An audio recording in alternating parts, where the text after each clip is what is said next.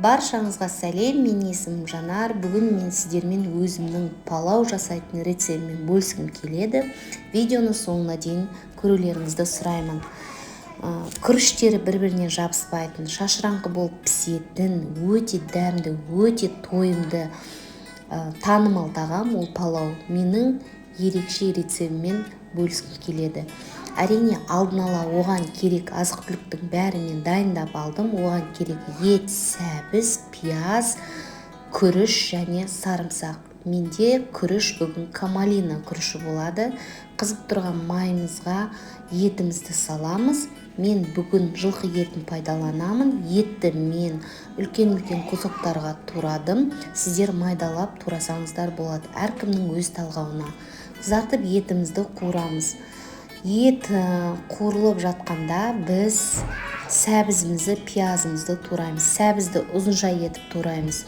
Туралған сәбізімізді, сарымсағымызды алып, қуырылып жатқан етіміздің бетіне саламыз. Бәрін салып, жақсылап араластырып қуырамыз. Ол міндетті түрде сәбіз, пияз қызарып қуырылу қажет. Сонда палауларыңыз өте дәмді болады. Дәміне қарай тұз салып, жақсылап қызарғанша қуырамыз. Қызарып қуырылғаннан кейін су құйып, етімізді піскенше қойып қоямыз. Палауды пісіргенде, күрішті салғанда оттың астын қатты жағу керек. Су тартылғанша қатты қайнатып палауымыздың піскен кезде астындағы отын бастыру қажет. Сол өте маңызды. Күрішімізді жақсылап жуып, ыстық суды құйып қоямыз күрішке. Ет пісті дегенде күрішімізді салып, суы бетіндегі су кішкене жоғары болу қажет. Оған дейін палау піскенше біз көкөністен палауға арналған, палаумен қосып жейтін салаттарымызды дайындаймыз. Тураймыз, тұз себеміз, бұрыш себеміз, укроп, петрушкамызды сеуіп, жақсылап көкөністен жасалған салатымызды палауға дайындап қоямыз.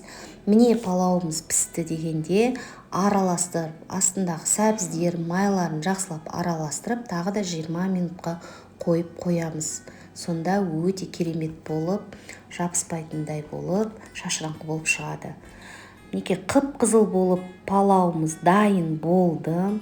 Оны алып ыдысымызға жақсылап, біркелкі етіп, әдемілеп, ыстық палауымызды салып шығамыз.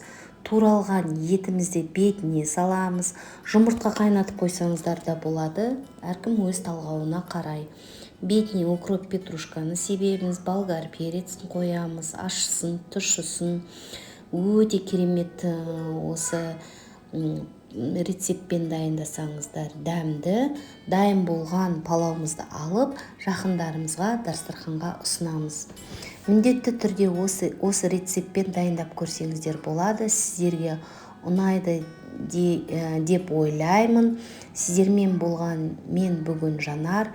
Егер ұнап жатса осы рецепт, лайк басып, комментария жазып кетіңіздер. Барлықтарыңызға ас болсын.